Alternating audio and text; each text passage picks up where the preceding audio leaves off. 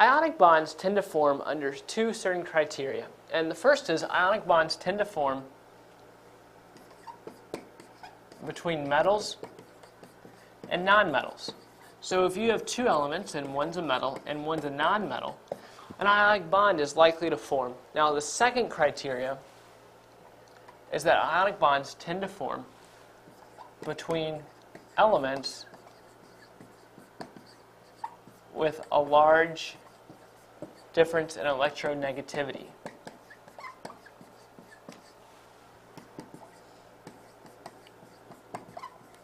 So the larger the difference in electronegativity, the better the chance ionic bonds are going to form. And so if elements meet both of these criteria, there's a very good chance they are very likely to form ionic bonds. Now, keep in mind that elements with the highest electronegativity values are in the upper right-hand corner of the periodic table of elements, while those with the lowest are near the lower left-hand corner. So you have elements with low electronegativity down here, and elements with high electronegativity up here. And so just by knowing those two facts right there, if you see an element on the periodic table, if you just imagine this board as the periodic table, and it's about right here, you just know by where it's geographically situated on the board that there's a really good chance that it has a high electronegativity because it's near the top right-hand corner of the periodic table.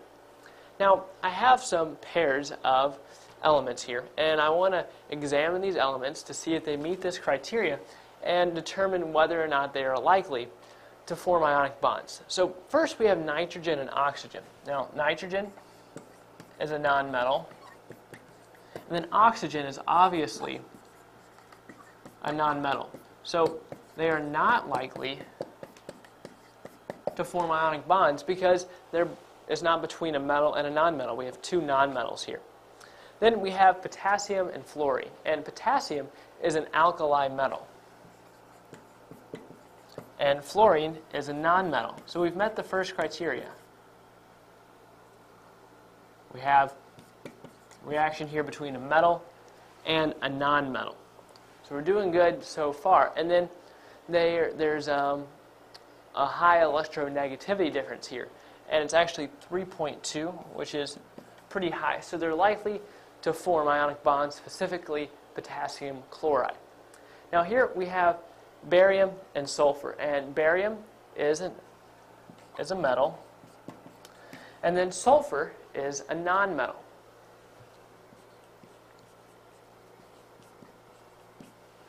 So here we have a metal, a nonmetal. We're doing good so far, so they're likely to form ionic bonds, specifically barium sulfide. And then in addition to that, their electronegativity difference is moderately large at about 1.6. Now finally, we have cesium and tin. And cesium is an alkali metal. And then I'm sure you can guess that tin is a metal.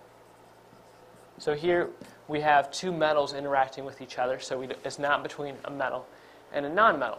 So these cesium and tin is not likely to form ionic bonds. So notice here the main factor here was that we had two nonmetals and two metals here. But when we have a metal and a nonmetal, they're likely to form ionic bonds, and especially if they have a high electronegativity difference. So hopefully through this short session, you have a better understanding of ionic bonds.